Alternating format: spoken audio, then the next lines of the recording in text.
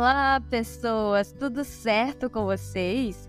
Eu sou a Paulinha Leal e sejam todos bem-vindos ao Amigana Bookcast, o podcast literário para quem não tem tempo de ler.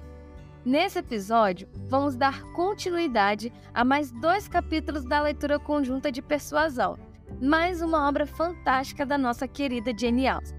A versão que eu estou lendo para vocês é a edição de capa dura, que foi publicada em 2022 pela editora Martin Claret, com tradução e notas de Roberto Leal Ferreira. O nosso cronograma de leitura para esse livro contará com a leitura de 2 capítulos por episódio, finalizando a leitura completa com um total de 12 episódios, sendo um episódio por semana. Se você chegou por aqui através desse episódio, saiba que já temos o episódio de número 1 liberado. E é sempre bom reforçar que as nossas leituras conjuntas, como o nome já diz, é a leitura completa do livro e apenas de obras que já estão sob domínio público, o que nos permite fazer esse tipo de trabalho.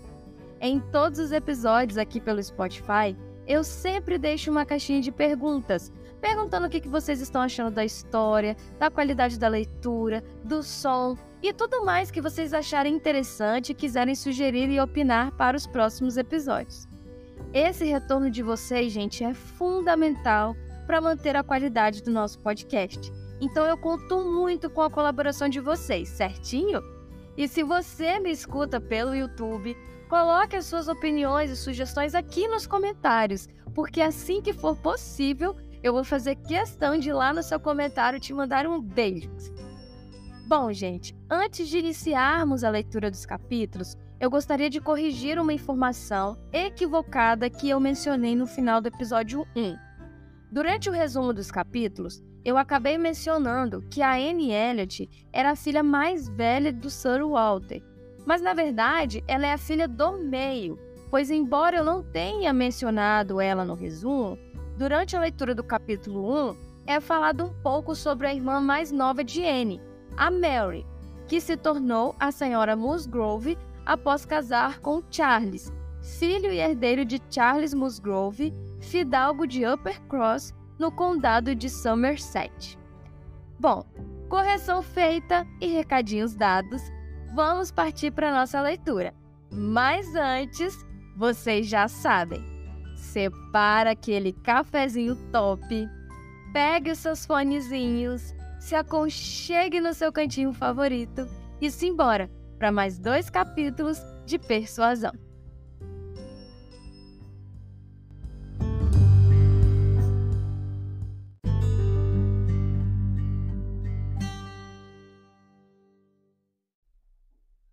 Capítulo 3. Peço vênia para observar, Sir Walter, disse o Sr. Shepherd certa manhã em Kenneth Row, enquanto dobrava o jornal, que a presente situação nos é muito favorável. A paz trará de volta todos os nossos ricos oficiais navais. Todos estarão à procura de uma casa. Não poderia haver época melhor, Sir Walter, para ter uma ampla gama de inquilinos para escolher, todos muito responsáveis. Muitas nobres fortunas foram amealhadas durante a guerra. Se um rico almirante cruzar o nosso caminho, Sir Walter, ele será um homem de muita boa sorte, Shepherd, tornou Sir Walter. Isso é tudo o que tenho a dizer. Para ele, Kenneth Row seria um prêmio. E até o maior de todos eles, por mais premiado que tenha sido na vida. Está ouvindo, Shepherd? O Sr. Shepherd riu do gracejo, como sabia ser seu dever, e em seguida acrescentou: ouso observar, Sr. Walter, que é muito bom fazer negócio com os cavalheiros da marinha. Já tenho certo conhecimento de como fazem negócios, e posso confessar que tem ideias muito generosas e provavelmente dariam os melhores inquilinos do mundo. Portanto, Sir Walter, o que peço vênia para sugerir é que, em consequência de algum boato que se espalhe sem o seu conhecimento, o que pode ser considerado possível, pois sabemos como é difícil manter as ações e os planos de um lado do mundo, e a observação e a curiosidade de outro. O prestígio tem o seu preço. Eu, John Shepherd, posso esconder todos os meus problemas de família que quiser, pois ninguém se daria o trabalho de me observar. Mas Sir Walter Elliot é observado por olhos que só com dificuldade se podem evitar. E, portanto, me atrevo a dizer que não me surpreenderia muito se, com todas as nossas precauções, se espalhar algum boato sobre a verdade. Nessa hipótese, como ia observar, uma vez que, sem dúvida, se apresentarão vários candidatos, creio que os nossos ricos comandantes navais devem merecer uma atenção especial. E peço vênia para acrescentar que, a qualquer momento, posso estar aqui em 2 horas para poupar ao senhor o incômodo de ter de responder. Sir Walter apenas balançou a cabeça, mas logo em seguida, levantando-se e caminhando pela sala, observou com ironia: Imagino que poucos entre os cavalheiros da marinha não se surpreenderiam em se encontrar numa casa desta qualidade. Vão olhar ao redor e, sem dúvida, dar graças a Deus pela boa sorte, disse a senhora Clay, que estava presente. Seu pai a trouxera consigo, não havendo nada melhor para a saúde da senhora Clay do que um passeio até Kent. Mas concordo com o meu pai, que um marinheiro pode dar um excelente inquilino.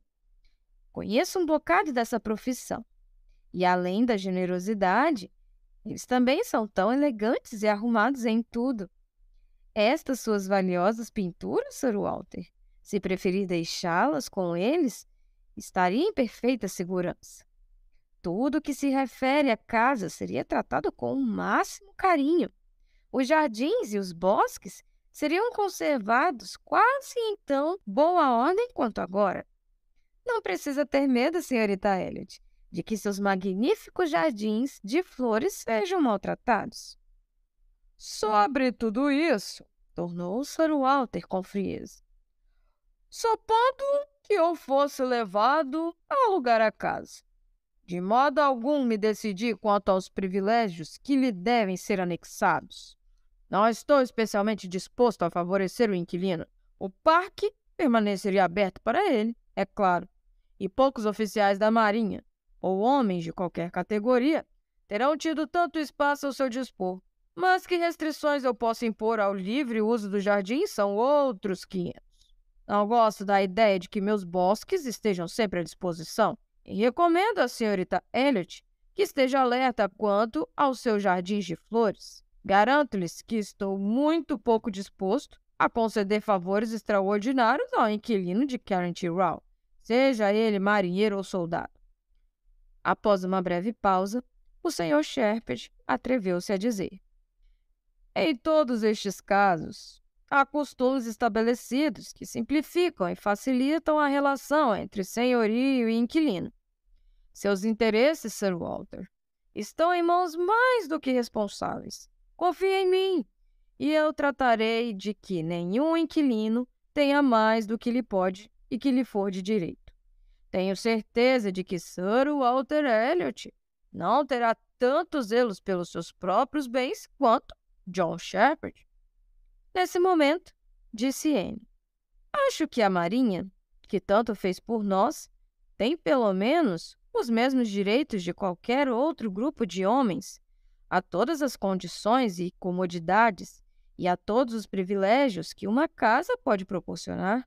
Todos temos de admitir que os marinheiros dão duro, muito duro, para ter estes confortos. É verdade, é verdade. O que a senhorita Anne diz é verdade. Foi a observação do Sr. Shepherd. Ah, com certeza. Foi a de sua filha. A de Sir Walter, porém, veio logo em seguida. A profissão tem lá a sua utilidade, mas eu detestaria ver algum amigo meu dedicando-se a ela. É mesmo? Foi a resposta com um olhar de surpresa. É, sim. Há 2 pontos que nela me desagradam. Tenho 2 fortes razões para me opor a essa profissão. Em primeiro lugar, por ser um meio de dar uma indevida distinção a pessoas de origem obscura e de elevar os homens a honrarias com que seus pais e avós jamais haviam sonhado. E em segundo lugar, porque prejudica terrivelmente a juventude e o vigor dos homens. Os marinheiros envelhecem mais cedo do que todos os outros homens. Observei isso muitas vezes na vida. Na marinha, corremos mais o risco de ser insultados pela promoção de alguém a cujo pai, nosso pai, nem sequer dirigiria a palavra, e de nos tornar muito cedo objeto de repulsa do que em qualquer outra carreira. Certo dia, na última primavera, em Londres, eu estava na companhia de 2 homens, exemplos impressionantes do que acabo de falar. Lord St. Ives, cujo pai, todos sabemos, ter sido uma cura de província, que mal tinham que comer. Eu tive de ceder o lugar a Lord St. Ives e a um tal de Almirante Baldwin, o personagem de aparência mais lastimável que se possa imaginar. Seu rosto tinha cor de mogno, áspero e ressequido, só rugas e sulgos, com 9 cabelos grisalhos de um lado e nada a não ser um punhado de pó em cima.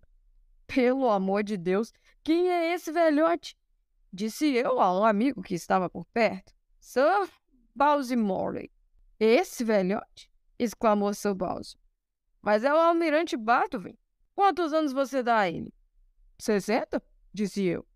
Ou talvez 62. 40, replicou Sir Bowsy. Não mais do que 40. Imaginem vocês o meu espanto. Não vai ser fácil esquecer o Almirante Baldwin. Nunca vi um exemplo mais pavoroso do que uma vida no mar pode fazer. Mas sei que isso vale para todos eles, até certo ponto.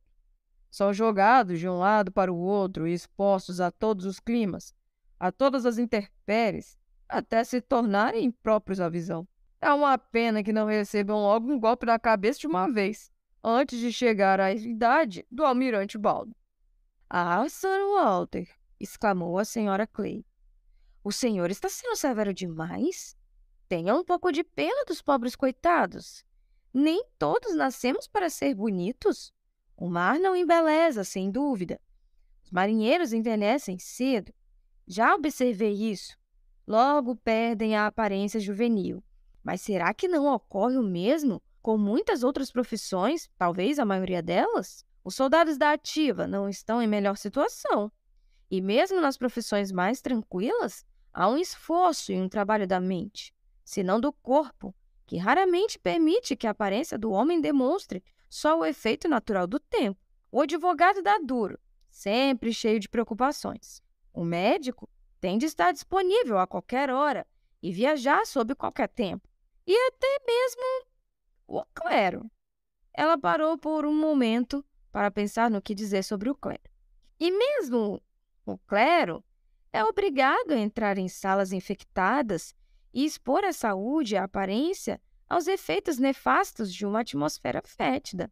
Na verdade, como eu estou convencida há tempo, embora todas as profissões sejam necessárias e honrosas, só mesmo aqueles que não são obrigados a praticar nenhuma delas podem viver de maneira regular, no campo, dispondo do seu próprio horário, tratando de seus próprios interesses e vivendo de seus próprios rendimentos, sem o tormento de tentar obter sempre mais. Só mesmo eles conservam as bênçãos da saúde e da boa aparência o máximo de tempo possível. Não conheço nenhum outro grupo de homens que não perca parte de seus atrativos ao deixarem de ser jovens. Parecia que o Sr. Shepherd, ansioso por obter a aprovação de Sir Walter para alugar a propriedade a um oficial da Marinha, fora agraciado com o dom da previsão, pois o primeiro interessado a aparecer foi um almirante Croft, com que logo em seguida se encontrou durante uma sessão do Tribunal de Taunton. E, na verdade, o almirante lhe fora indicado por um seu correspondente de Londres. Segundo o relatório que se apressou em mandar a Cambridge, o almirante Croft era originário de Somersetshire e, tendo ganhado muito dinheiro, desejava estabelecer-se em sua terra de origem e viera a Taunton para ver alguns lugares anunciados pelas redondezas, os quais, contudo, não lhe agradaram, e tendo acidentalmente ouvido falar, exatamente como previra, observou o Sr. Shepherd, os problemas de Sir Walter não podia permanecer por muito tempo em segredo. Acidentalmente, ouvido falar da possibilidade de Kent Row a ser alugada e conhecendo a ligação de Sir Shepherd com o proprietário, apresentara-se a ele para obter algumas informações específicas.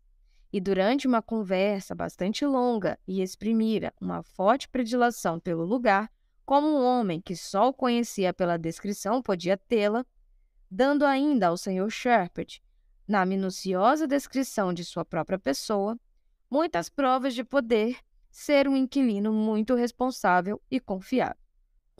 E quem é o Almirante Croft? Perguntou o Sr. Walter com frieza e desconfiança. Respondeu o Sr. Shepherd que se tratava de um cavalheiro de nobre família e mencionou um lugar. E Anne, depois de uma breve pausa, acrescentou: é um contra-almirante dos brancos. Participou da Batalha de Trafalgar e desde então esteve nas Índias Orientais. Creio que serviu ali por muitos anos. Então eu aposto, observou o Sr. Walter, que o rosto dele deve ser tão alaranjado como os punhos e as capas da libré dos meus criados. Apressou-se o Sr. Shepherd em lhe garantir que o almirante Croft era homem robusto, vigoroso, de boa aparência, um pouco desgastados pelas intempéries, é certo, mas não muito, e um perfeito cavalheiro, pelas ideias e pelo comportamento. Provavelmente, não criaria nenhuma dificuldade quanto aos termos do negócio. Só queria uma casa confortável para onde pudesse mudar-se o quanto antes. Sabia que tinha de pagar pelas comodidades. Sabia que o aluguel de uma casa mobiliada de tal luxo podia ser altíssimo. Não se surpreenderia se Sir Walter tivesse pedido mais. Fizera pergunta sobre o solar. Gostaria muito de poder gozar da reserva de caça, sem dúvida, mas não fazia muita questão disso. Falou que às vezes empunhava uma arma, mas nunca matava. O perfeito cavalheiro. O Sr. Shepherd foi eloquente ao tratar do assunto, apontando todas as circunstâncias da família do almirante que o tornavam um inquilino particularmente recomendável. Era casado e sem filhos, o melhor dos estados. Uma casa jamais recebe os cuidados necessários, observou o Sr. Shepherd, sem a presença feminina. Não sabia se a mobília correria maior perigo se não houvesse uma mulher ou se houvesse crianças demais. A mulher sem filhos é a melhor protetora de mobílias do mundo. Ele também vira a Sra. Croft. Estava em Taunton com o almirante e estivera presente durante quase toda a conversa. E pareceu ser uma senhora de linguagem refinada, distinta e inteligente, prosseguiu ele. Fez mais perguntas sobre a casa, as condições de pagamento e os impostos do que o próprio almirante. E pareceu mais competente em matéria de negócios. E além disso, Sir Walter, descobri que não lhe faltam relações nessa região, como ao marido. Ou seja, ela é irmã de um cavalheiro que tempo atrás vivia entre nós. Disse-me ela mesma, irmã de um cavalheiro que alguns anos atrás viveu em Monkford. Santo Deus! Qual era o nome dele? Não consigo neste momento lembrar-me do nome, embora o tenha ouvido recentemente. Penélope, querido, pode me ajudar-me a lembrar do nome do cavalheiro que vivia em Monkford, o irmão da senhorita Croft? A senhora Clay, porém, estava tão entretida na conversa com a senhorita Elliot que não ouviu o chamado. Não tenho ideia de quem seja Shepherd. Não me lembro de nenhum cavalheiro residente em Monkford desde a época do velho governador Trent. Meu Deus, que coisa estranha! Logo vou esquecer meu próprio nome. Um nome que me é tão familiar. Conheço o cavalheiro tão bem, de vista. Já ouvi centenas de vezes. Lembro-me de que veio consultar-me uma vez sobre um dos seus vizinhos que penetraram em suas terras. Um camponês que invadiu seu pomar, derrubou a cerca, roubou maçãs, foi pego em flagrante. E em seguida, contra o meu parecer, lhe foi oferecido um acordo amigável. Muito estranho mesmo. Depois de esperar mais um momento, você se refere ao senhor Wentworth, não é? Disse Anne. O senhor Shepherd era todo gratidão. O Wentworth era o nome. O senhor Wentworth era o homem. Teve o curato em Monkford, o senhor sabe, senhor Walter, algum tempo atrás, durante 2 ou 3 anos. Chegou aqui lá pelo ano, eu acho. O senhor se lembra dele, com certeza. Wentworth. Ah, sim. O senhor Wentworth, o cura de Monkford. Você me desorientou com a palavra cavalheiro. Achei que estava falando de um homem de posses. O senhor Wentworth não era ninguém, eu me lembro. Sem nenhum parentesco importante. Nada a ver com a família Strafford. É de admirar como os nomes de tantos dos nossos nobres se tornam tão comuns. Como o senhor Shepherd percebeu que essa relação dos Crofts não lhe era de valia no que se referia a Sir Walter, não mais a mencionou, voltando com todo zelo a se concentrar nas circunstâncias mais inquestionavelmente favoráveis a eles, a idade, o número e a riqueza, a alta opinião que tinham de Kenneth Rawle e a extrema solicitude quanto às vantagens de alugá-lo, como se a maior felicidade do mundo para ele fosse ser inquilinos de Sir Walter Elliot. Uma estranha predileção, sem dúvida, se conhecessem os segredos do que o Sr. Walter considerava serem os deveres de um inquilino. Ele foi bem-sucedido, porém, e embora Sir Walter sempre visse com maus olhos qualquer pessoa que pretendesse morar naquela casa e achasse que fossem infinitamente ricos por poderem alugá-lo nas mais exorbitantes condições, deixou-se convencer pelo Sr. Shepherd a ir em frente com as negociações e a autorizá-lo a encontrar com o almirante Croft, que ainda estava em Taunton, e a marcar um dia para que visse a casa. Sir Walter não era muito sábio, tinha contudo bastante experiência do mundo para perceber que dificilmente se apresentaria um inquilino mais irrepreensível em todos os aspectos essenciais do que o almirante Croft prometia ser. Até aí ia a sua inteligência, e à sua vaidade se ofereceria um pequeno consolo adicional, na situação financeira do almirante, que era boa o suficiente, mas não boa demais. Aluguei a minha casa para o almirante Croft. Era algo que soava maravilhosamente, muito melhor do que para o mero Sir Wentworth. Sir, salvo talvez meia dúzia de pessoas no país, sempre exige algum tipo de explicação. O almirante logo demonstra a sua própria importância e, ao mesmo tempo, não pode jamais diminuir a dignidade de um baronete. Em todo o comércio e diálogo entre eles, Sir Walter Elliot deve ter sempre a precedência. Nada podia ser feito sem uma referência a Elizabeth, mas estava tornando-se tão forte a sua propensão à mudança que muito se alegrou em vê-la marcada e apressada por um inquilino disponível, e não pronunciou sequer uma palavra para suspender a decisão. O Sr. Shepherd foi formalmente autorizado a agir, e tão logo chegaram a essa conclusão, Anne, que escutara atentamente toda a conversa, deixou a sala para buscar consolo e ar fresco para suas faces que ardiam, e enquanto caminhava por um de seus bosques favoritos, dizia entre suspiros: mais alguns meses e talvez ele esteja caminhando por aqui.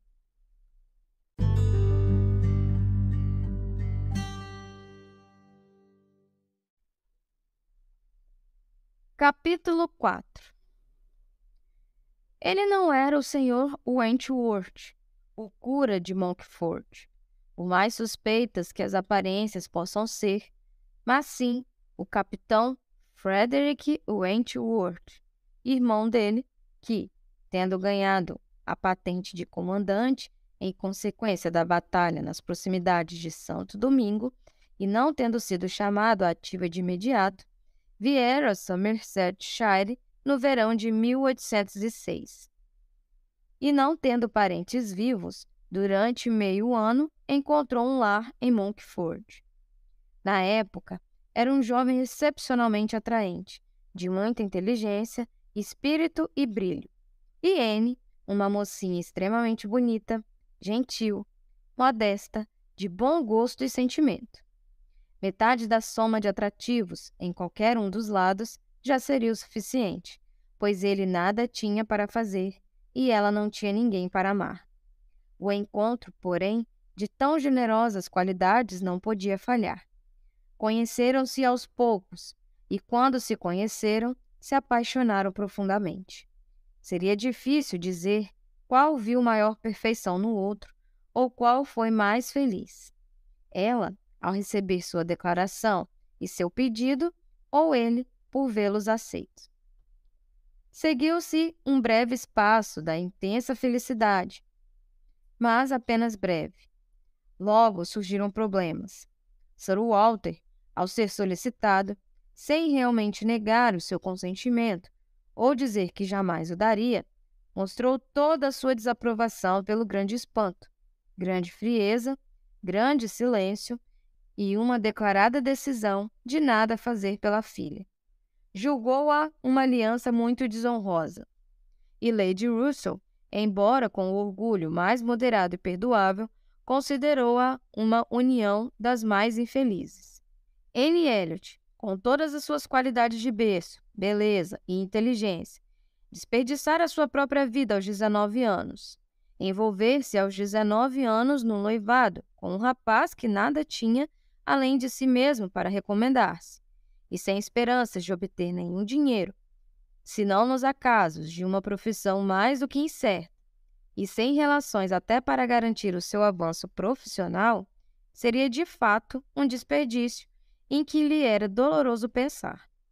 Anne Elliot, tão jovem, conhecida de tão pouca gente, deixar-se agarrar por um estranho, sem alianças ou riquezas, ou antes, deixar-se afundar por ele num estado de dependência desgastante e angustiante, fatal à juventude. Isso não ia acontecer se, por uma justa interferência de amizade, pela admoestações de alguém imbuído de amor e com direitos quase de mãe, pudesse ser evitado. O capitão Wentworth não tinha posses, fora feliz na profissão, mas, gastando em abundância o que ganhara em abundância, nada poupara. Estava confiante, porém, de que logo se tornaria rico, cheio de vida e de entusiasmo. Sabia que logo teria um navio e logo estaria em condições de obter tudo o que queria. Sempre tivera boa sorte. Sabia que esta ainda o acompanharia. Tal confiança, poderosa em seu ardor e feiticeira pelo espírito como era expressa, fora o bastante para Anne. Lady Russell, porém, via as coisas de um modo completamente diferente. O temperamento sanguíneo e a mente destemida do capitão tiveram nela um efeito muito diverso. Viu naquilo só um agravante do mal. Aquilo só acrescentava a ele mais uma qualidade perigosa. Ele era brilhante, era obstinado. Lady Russell tinha pouco apreço pelo espírito e horror por tudo que chegava perto da imprudência. Reprovava completamente aquela relação. A oposição que tais sentimentos produziram ia além das forças combativas de Anne. Jovem e meiga como era, ainda teria sido possível arrostar a má vontade do pai, mesmo que não viesse mitigá-la, nenhuma palavra ou olhar de simpatia da parte da irmã. Mas Lady Russell, que ela sempre amara e em quem sempre confiara, não podia, com tal firmeza de opinião e tal ternura de maneiras, estar continuamente a admoestá-la em vão. Foi persuadida de que aquela relação era má, indiscreta, imprópria, fadada ao insucesso e indigna. Mas não agir apenas por precaução, egoísta, ao pôr um fim nela. Se não imaginasse que agia pelo bem dele, mais do que por seu próprio, dificilmente abriria mão dele. O fato de acreditar estar sendo prudente e abnegada, sobretudo para o bem dele, era a sua maior consolação diante da desgraça de uma ruptura final, e precisava de todo tipo de consolo, pois tinha de enfrentar todos os demais sofrimentos derivados da reação dele, totalmente inconformado e inflexível e do sentimento de ter sido humilhado com uma renúncia tão forçada. Em consequência disso, ele deixara a região. Passaram-se poucos meses entre o começo e o fim daquele relacionamento, mas alguns meses não foram suficientes para pôr um fim nos sofrimentos que ele provocara em Anne. Durante muito tempo, o amor e a saudade empanaram todas as alegrias da juventude, e uma perda precoce do vício e do entusiasmo fora seu persistente efeito. Mais de 7 anos se haviam passado desde que essa pequena e triste história chegara ao fim, e o tempo muito abrandara, talvez, todo o singular afeto por ele, mas ela confiara demais só no tempo. Não recebera nenhuma ajuda sob a forma de mudanças de lugar, salvo uma visita a Beth logo após a ruptura, ou de qualquer outra renovação ou ampliação de seu círculo de amizades. Jamais adentrou o círculo de Kent alguém que se pudesse comparar com Frederick Wentworth, tal como ele estava gravado em sua memória. Nenhum segundo amor, a única cura totalmente natural, feliz e suficiente na sua idade, fora possível para sua alma delicada e seu gosto refinado, nos estreitos limites da sociedade que a rodeava. Quando tinha cerca de 22 anos, pediu-a em casamento um rapaz que pouco depois encontrou uma alma mais próxima em sua irmã mais moça. E Lady Russell lamentara aquela recusa, pois Charles Musgrove era o filho mais velho de um homem cujas propriedades fundiárias e a importância geral na região só perdiam para a de Sir Walter, e tinha bom caráter e boa aparência. E embora Lady Russell tivesse desejado algo um pouco melhor quando Anne tinha 19 anos, ter-lhe-ia agradado vê-la aos 22 anos, tão respeitavelmente afastadas das prevenções e das injustiças da casa paterna e estabelecida tão solidamente nas proximidades. Mas nesse caso, Anne não dera ouvidos aos conselhos, e embora Lady Russell, mais satisfeita do que nunca com sua própria discrição, jamais se arrependesse do que fizera, começava agora a sentir uma ansiedade que beirava o desespero ante a ideia de que Anne se sentisse atraída por um homem talentoso e independente para entrar numa condição para a qual a considerava especialmente apta por seus ardentes afetos e seus hábitos domésticos. Elas não conheciam a opinião uma da outra, se permanecia a mesma ou se mudara, sobre o ponto mais importante do comportamento de Anne, pois nunca havia aludido ao assunto. Anne, porém, aos 27 anos, tinha ideias muito diferentes das que fora levada a ter aos 19. Não culpava Lady Russell, não se culpava a si mesma por ter se deixado guiar por ela, mas sentia que, se alguma jovem, em circunstâncias parecidas, a procurasse para aconselhar, jamais receberia dela um conselho que implicasse tal infelicidade imediata, tal incerteza quanto ao futuro. Estava persuadida de que, por maiores que fossem as desvantagens da desaprovação familiar, e por pior que fosse a incerteza acerca da profissão dele e todos aqueles prováveis medos, atrasos e decepções, ela teria sido uma mulher mais feliz se mantivesse o noivado do que era tendo-o sacrificando. E acreditava plenamente que seria assim mesmo que lhes coubesse a parte habitual, ou mesmo mais do que a parte habitual de preocupações e incertezas, e isso independentemente dos resultados reais da sua situação, os quais, como depois de fato ocorreu, teriam podido revelar-se financeiramente mais vantajosos do que razoavelmente se calculara. Todas as expectativas otimistas, toda a confiança do capitão se mostraram justificadas. Seu gênio e entusiasmo pareciam prever e comandar o caminho para a prosperidade. Logo depois de romper o noivado, obtiveram um posto, e tudo o que dissera a ela que aconteceria, aconteceu. Ele se destacara e logo recebera uma promoção, e devia agora, com sucessivas capturas, ter juntado uma grande fortuna. Sua fonte eram apenas os registros da marinha e os jornais, mas não tinha dúvida de que ele devia estar rico, e graças à constância dele, não tinha razões para acreditar que ele tivesse casado. Como Anne Elliot poderia ter sido eloquente? Quão eloquente, pelo menos, teria sido seus desejos se tivessem voltado para aquele primeiro amor e para uma alegre confiança no futuro, em vez de terem voltado para aquela ansiosíssima cautela que parecia insultar as possibilidades do esforço e desacreditar da providência. Fora obrigada a ser prudente na juventude, a aprender o romantismo à medida que envelhecia, a sequela natural de um começo antinatural.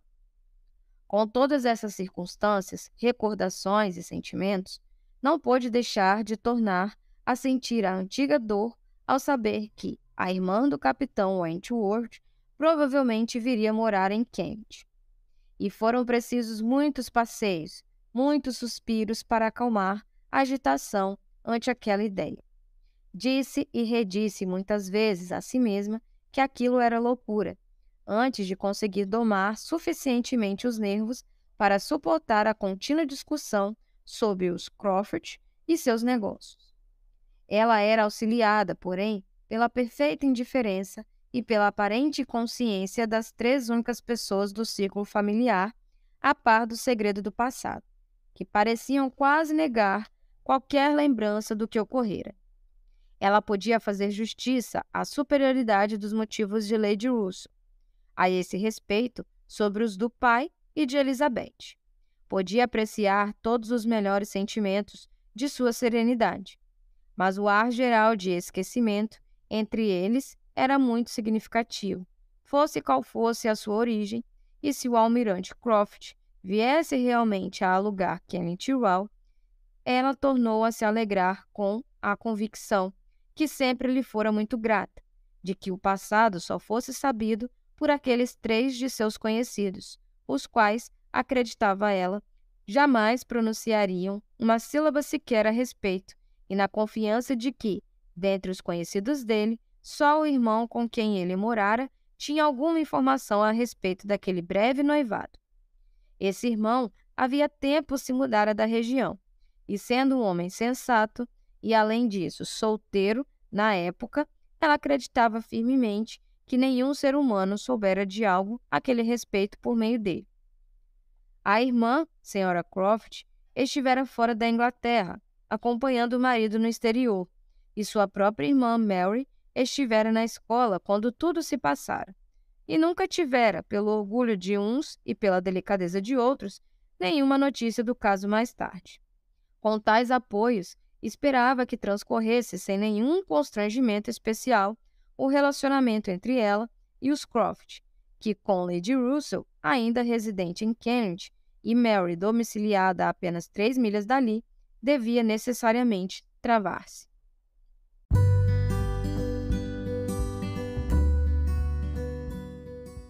E aí, pessoas, finalizamos então mais 2 capítulos do livro Persuasão. Nesse episódio, iniciamos esses capítulos com o relato da chegada dos Crofts alugando Kenneth Row, a antiga propriedade dos Elliots, que é a família principal da nossa trama.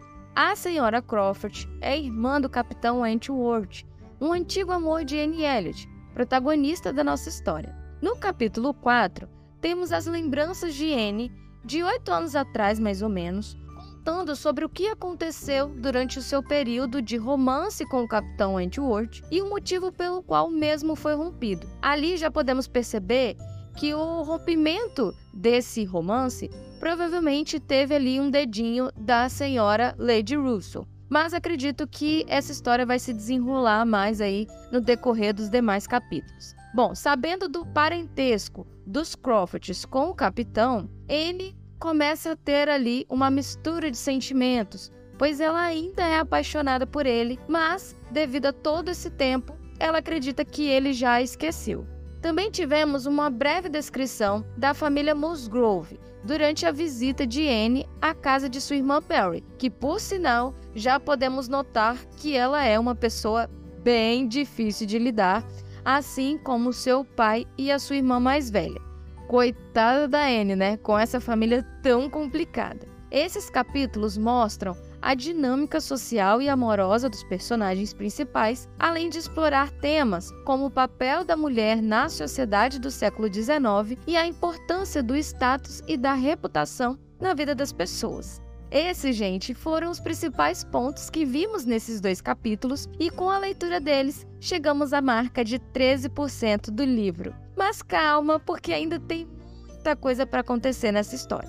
Bom, por hoje é isso. Agradeço muito a você que está sempre por aqui acompanhando nosso podcast. Não se esqueça de deixar a sua opinião sobre essa história, porque essa é a parte mais legal da leitura conjunta. Também não deixe de seguir as nossas redes sociais. O nosso Instagram é o Amigana Bookcast e por lá eu sempre trago todas as novidades referente ao podcast, quando os episódios são liberados e muito mais. Também se inscreva no nosso canal do YouTube, o Amigana Books. Curte os nossos vídeos, compartilha, porque isso ajuda muito no crescimento do canal. E se você me escuta aqui pelo Spotify e estiver gostando do nosso podcast literário, dá um pulinho lá na nossa página principal, o Amigana Bookcast. Deixe uma estrelinha lá para mim, ajude a classificar o podcast, porque dessa forma eu consigo levar a leitura para mais pessoas. E se você ficou curioso e quer saber o que vai acontecer nos próximos capítulos, fique ligado no próximo episódio da leitura conjunta de Persuasão. Espero você na próxima semana. Um grande beijo e até lá!